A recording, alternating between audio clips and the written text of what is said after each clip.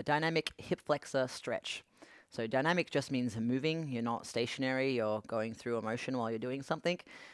Stretching has there's a benefit to stretching in a dynamic way, and there's also a benefit to stretching in a stationary way or an isometric way where you're not moving.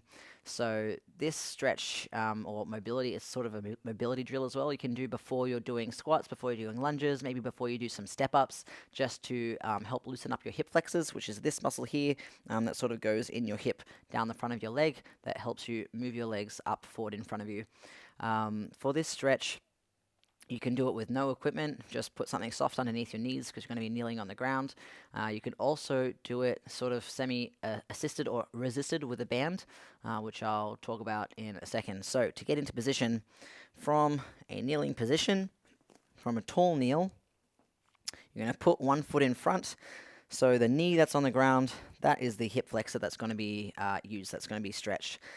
You can just lean forward and rock back. You can put your hands on your hips. People always don't know what to do with their hands, and that's okay. I often don't know either. If you put them on your head, you can look a bit funny. If you put them outside, it can help you balance.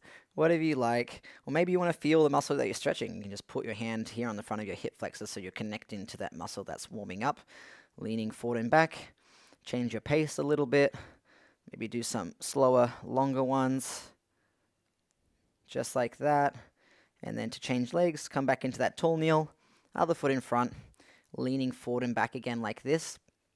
If you want an even more effective stretch, something that you can do is to tie a band or step into a band so it's right underneath your butt cheek of the working leg, and the other end of the band is just on a resistance point, an anchor point.